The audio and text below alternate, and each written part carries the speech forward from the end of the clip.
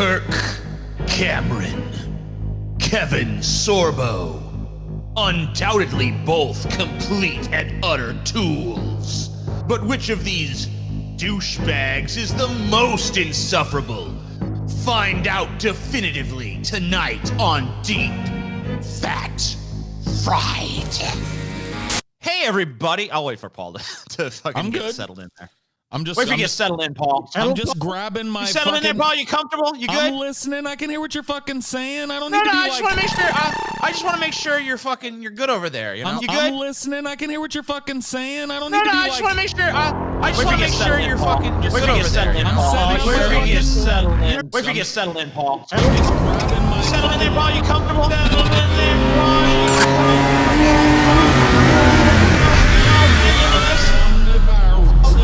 I have my shrine. I have my Harkonnen Diablo Buddha shrine over here. I've got a little Buddha guy that I've had since I was 10. Look at how much I've rubbed off of his belly. He was like a little. He was like a little stress totem for me when I was a kid. See his head too. I've done the same thing on his head. You like to rub his bald head? Yeah, he's one of my little stress totems that I keep around. So he's over there with Baron Harkonnen. So as usual, we got 7 categories here.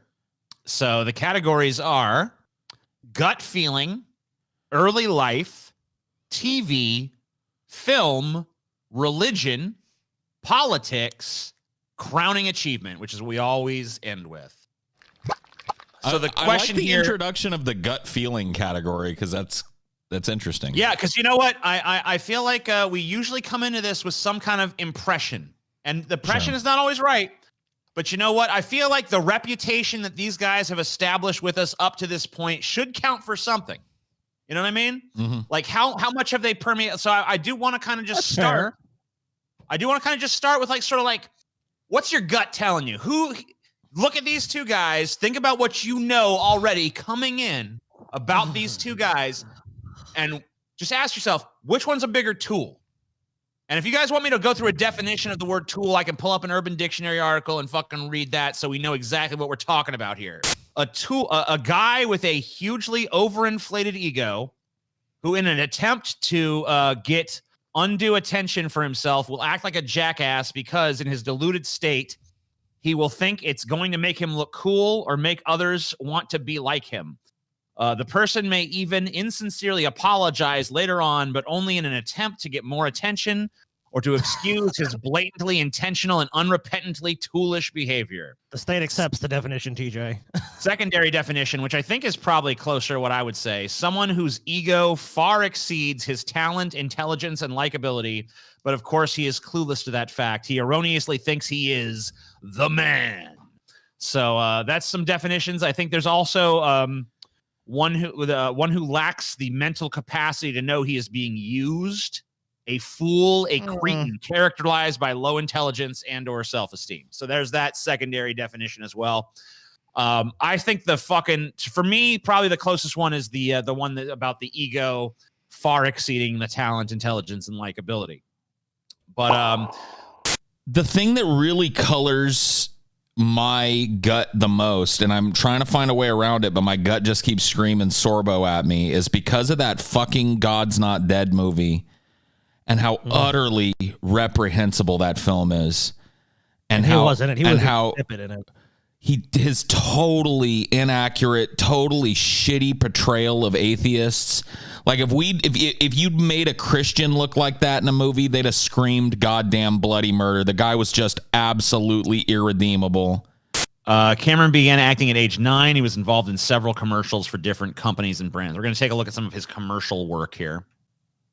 So this is a commercial he did in 1981 for the cleaning product 409. Boy, are you gonna get it now. What? Look at that greasy mess you made. Our Mom just drove up. Give me something fast. Here, 409 works fast. Yeah? Before you start to wipe. 409 special grease dissolvers cut through grease fast. Hurry. 409 is so effective it starts to work before you start to wipe. Hey, that shines. Hey, whatever. What did you get up to? Formula 4. Yeah, you wouldn't want your mom to know you were like cleaning up messes in there. Yeah, She'd we be cleaned real up. upset. We cleaned up after ourselves, Mom. You're both grounded. You're grounded. Yeah, like what the fuck? What logic is that? That's not even kid logic. No, it isn't. I mean, he's barely noticeable in that commercial. If you were just watching TV in 1981, like, I mean, he wasn't so like, horrible. Whatever. Like, that kid. What's wrong with that kid? It was just You're like not gonna have a visceral like reaction or anything. Oh no, dude. That's Kevin Sorbo. Dude, he was a fucking motherfucking fugly ass teenager. How old is he here? I don't know. Kevin Sorbo was. I'm sorry. Go ahead. Dude, what the fuck? Like, I thought you were fucking like pranking us for a second. I'm like, who the fuck is this? Then I got, as you enhanced it, he looks nothing like this now. This looks like Quasimodo's high school photo. His nose looks like it's like a giant flattened mushroom, dude. It's like he's gonna fuck. Like I got a fucking big ass nose. His nose is like. Quasi Sorbo, dude. Quasi Sorbo. Oh man, Sorbo, I love it. Quasi Sorbo was born on September 24th, 1958. This is the name of his town, in Mound, Minnesota. Mound, Minnesota. Oh boy. His parents were Lynn and Ardis Sorbo, also a teacher. To help pay for tuition, Sorbo began modeling for print and television advertising. In the mid-1980s, he began getting roles in commercials, being in over 150 by the early 1990s. He mainly did commercial work before his breakout role in Hercules, which we're going to talk about later, of course. So let's take a look at some of his commercials. But he was a little older when he started doing them, obviously. This is his AIDS commercial. Remember AIDS? Yeah. I want you. Yeah. I want to hold you for hours at a shit? time. I want to talk to you until I don't have a voice. Introduce me to everyone who's important to you, your friends, your family. Look at me. I want to spend my life with you. I'll never hurt you. I'll never lie to you. I'll never put you in danger. There's a time for us to be lovers. We will wait until that time comes. AIDS. Dude, I'm deeply disturbed by that ad. Why is that? Because I want nothing to do with Kevin Sorbo, and he's like peering into my soul, like, what meant Kevin Sorbo? Scotty? Kevin Scotty, I love you. Scotty, let me tell you something. Kevin Sorbo wants that ass, Scotty. Please. Kevin Sorbo wants that ass, Scotty. Whoa, whoa, whoa. This is Coach's timeout. Don't you dare tell me about the love and the compassion. So he likes to do this thing where he plays like, I'm a disgruntled atheist, but then he finds his way to Jesus kind of thing. Yeah, it's the same character. Because if he felt like sacrificing his only begotten son, well, that's his business. But he should have bloody well kept his hands off of mine. I am angry because God took my son. God killed my son. There's no trying to play- reason for it, though.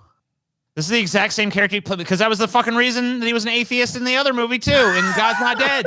Yep. I think it was like a daughter, but whatever. Like his kid died. Like- Every atheist is just like, I'm mad because I suffered a personal tragedy, and that's why I ignore the obvious truth of God. Is this the prequel to that movie showing how he became like disgruntled or whatever? I mean, it might as well be. Aborting God. What do you think it does love to the it. boys to take the death of their brother and use it as part of your carnival act? Pays the bills. Cameron even hosted/co-hosted 2 evangelical shows, Praise the Lord from 2003 to 2013 and The Way of the Master from 2003 to present day, alongside Ray Comfort. He is outspoken against... Hold on, TJ. Yes. It's his last name. it's Comfort. Oh, sorry. I'm sorry. Ray Comfort. I forgot. I misspoke. He is outspoken against homosexuality and gay marriage, making an infamous appearance on Piers Morgan where he claims homosexuality is unnatural. Let's take a look at that. Marriage was defined by God a long time ago. Marriage is almost as old as dirt, and it was defined in the garden between Adam and Eve, one man, one woman for life, till death do you part. So I would never attempt to try to redefine marriage, and I don't think anyone else should either. So do I support the idea of gay marriage? No, I don't. Do you think homosexuality is a sin? I think that it's unnatural. I think that it's detrimental and ultimately destructive to so many of the foundations of civilization. So what do you do if one of your 6 kids says, Dad, bad news, I'm gay? I'd sit down and I'd have a heart-to-heart with them, just like you would with your kids. I'd talk to them about... If one of my sons said that, I'd say, that's great, son. As long as you're happy. What would you say? Well, I wouldn't say that's great, son, as long as you're happy. I'm going to say, you know, there's all sorts of issues that we need to wrestle through in our life, and just because you feel one way doesn't mean we should act on everything that we feel. But it's not only some people would say that... Wait, TJ. It is rare, but it does occasionally happen where Piers Morgan is not the bigger douchebag.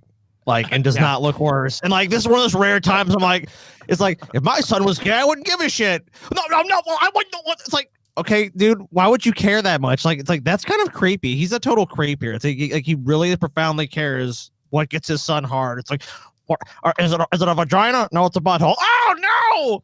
In 2014, on the radio show Vocal Point, Kevin defended the Mel Gibson film The Passion of the Christ and said, "News bulletin, Jews, you did kill Jesus." Oh man, Kevin. So here is fucking dog shit now. Here's a clip of him talking about atheism. Listen to Bill Oh, Maher. Newsmax. Look, I mean, I hate to put you through it. I don't know you that well to torture you like this, but Bill Maher is, you know, he's the reason I don't have HBO. He owns a minority share of the New York Mets, which how he gets away with that? I mean, could Rush Limbaugh own a minority share of any team? He tried football once; they wouldn't let him in. But play this cut. He was on his show. He was trashing the movie Noah. Yeah. And he was talking about how ridiculous it is that people believe in God, and then he started trashing God. Mm-hmm. Here it is. Hey, God, you know you're kind of a when you're in a movie with Russell Crowe and you're the one with anger issues. All right. I mean, you know, whatever. Bill Maher, he's every once in a while he gets one right. You know what I mean? Yeah, that's pretty much. All I can do is feel sad for the guy because I think he's a very angry, lonely man, and he takes it. Comedy comes from anger anyway. Do you see what I mean? Kevin Sorbo's going to lecture us on comedy now? This is projection. Comedy comes from anger. This is at the heart of why he always plays an angry, bitter person that hates God and then comes to God, because that's him. He really thinks that, and he projects that onto other people. He's an angry fuck that went the other route and uses God to stifle all that anger. And he wants everybody else to be just angry, bitter, and lonely. Fuck you, Kevin Sorbo. You're the angry, bitter, lonely one, motherfucker, because all you've got at the end of the day is your imaginary friend to talk to, huh, motherfucker? Yeah. Yeah, I'm on to this bitch now. I see what drives him. I'm still not sure what's driving Kirk Cameron's bus, but I just got to see the driver of Kevin Sorbo's bus here. We're going to be celebrating our God-given liberties, our constitutionally protected rights at this time at Christmas to sing Christmas songs. The mayor of Thousand Oaks, California, where the rally was held, says Cameron was being irresponsible. My first thought was, no shit. So here he is on Tucker Carlson's show talking about his what a smug little shit he is. Yeah, here we go. Kirk Cameron joins us now. Kirk, that is my single favorite protest I've ever seen. I love that. I love you. I love that. Oh my God. You spread that disease and you probably killed some people. Good job. Would somebody just drown fucking Tucker Carlson in a septic tank already, please? Yeah, Tucker, a little lower, a little to the left. Yeah, in Minecraft, of course.